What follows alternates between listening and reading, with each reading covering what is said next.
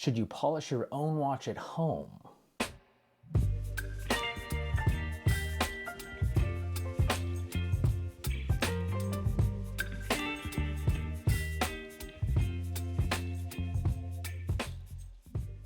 So one thing that's oftentimes discussed among watch collectors is, should you polish your own watch just at home? Now, I would generally recommend that for most people, you just accept your watch as is, scratches and all. Because really, our watches are with us all the time. We experience a lot with them, and so they're bound to get scratched up. I kind of think that the scratches that we get on our watches really help to tell the story. However, some watch collectors are a little bit OCD and they want that perfect looking bracelet. Scratches is something that maybe bothers them. And I get it, I understand. So I gotcha. Now, if I was going to get a watch polished, I would generally recommend just sending it in to the original manufacturer. Just make sure you're doing your due diligence before you have some rando polishing your watch. There are a lot of independent people out there that do an awful job polishing, and you don't want to be the guy that sends your watch away and it comes back grossly over-polished. Now, all watches aren't made to the same standards. Oftentimes you'll see very expensive or higher level watches that have higher level polishing, where the watch has really nice high polished surfaces that are almost like a uniform mirror finish, or you might have watches that have really nicely polished chamfers or polished angles. That can be really difficult to do at home. Another common polishing pattern that you'll see among tool watches is a bead blasted finish. That's a little bit tougher to do just at home with your hands. And besides a normal vertical brushing, you'll oftentimes see on watch cases almost like a radial brushing pattern. I think that's also a little bit tougher to do at home by hand. Now, for a lot of tool watches, you'll notice some very similar polishing patterns. You might have vertical brushing along bracelets. Oftentimes on the flanks of watches or on the flanks of bracelets, you might have a high polished finish. If you're just trying to do an at-home DIY project for high polished and brushed surfaces, you can do most of that with Cape Cod or an ink eraser. Now, Cape Cod polishing is pretty simple. You have a soft, wet cloth that's actually impregnated with a solution that helps to polish high polished surfaces. Now, this one, you're simply taking the cloth and you're rubbing it along those high polished surfaces, and it gives it a nice shine. For brushed surfaces, I'll generally use what's referred to as an ink eraser. Now, what makes an ink eraser unique is it's basically a standard eraser, but it's impregnated with a very fine-grained sand. Is designed to be able to use to erase ink off of paper by essentially sanding off a very thin layer of the paper. Now, that sand with pressure gives nice light abrasions on surfaces. But if you use this sand eraser on metal, well, you are technically kind of damaging the metal a little bit, right? You're providing very light scratches. Now, if you use an ink eraser and give nice, consistent vertical or horizontal brushes on metal, you are able to scratch enough of the metal in a consistent enough pattern that it does help to hide some of those abrasions and small nicks in your watch case or bracelet. Now, obviously, this isn't going to repair deep gouges and really deep scratches, but for those surface level marks, this should be able to do the trick. So now we're going to switch perspectives, and I'm going to show you a real quick tutorial on how to touch up your timepiece.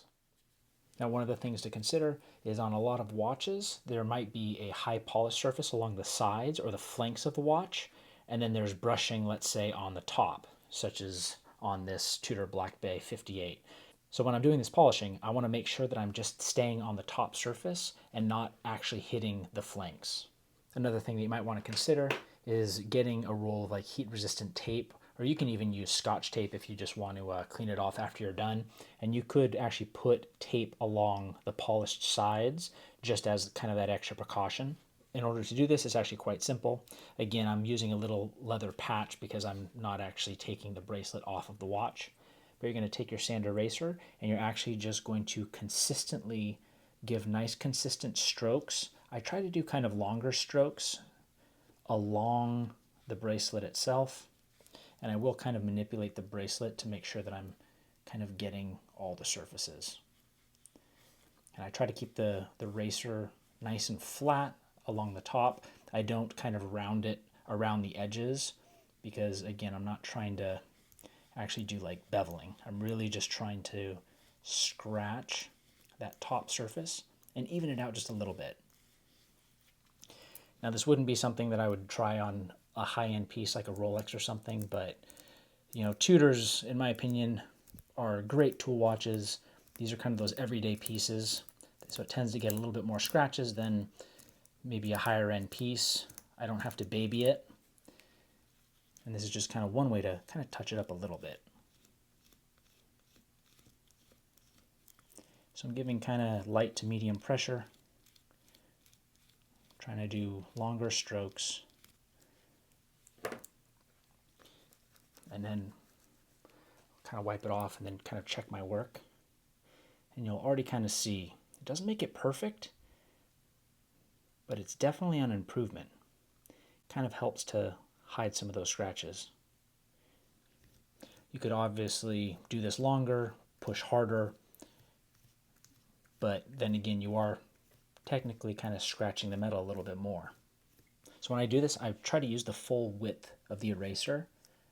So I'm doing it nice and broadly.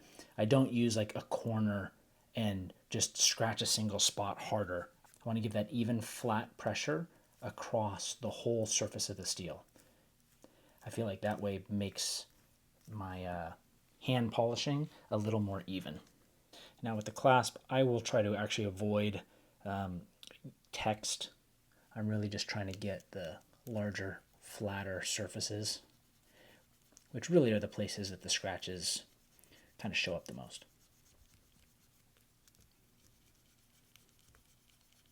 And as you can see, I'm not doing it so deep that I'm getting the deeper scratches, but those little surface level scratches, I am able to kind of even those out. One thing you got to remember is that sand on a bracelet is awful. So after you do this, make sure that you're giving your watch a nice bath to wash off all those tiny sand granules. You don't want to get sand granules like in some of the crevices of the bracelet or the clasp, because that can cause damage over time. So there you have it, guys. A pretty simple DIY if you are trying to touch up the brushed surfaces of a tool watch. This is what it looks like after the touch-up. I could have probably made that a little more even and vertical had I taken the bracelet off. But this kind of gives you an idea of what a real quick touch-up looks like when you use a sand eraser on your wristwatch. If you guys got some value out of this video, go ahead and drop me a like. If you want to see more videos like this, go ahead and hit that subscribe button. And remember, guys, it really doesn't matter if your bracelet is untouched or if you've had a little work done, as long as you wear your watches.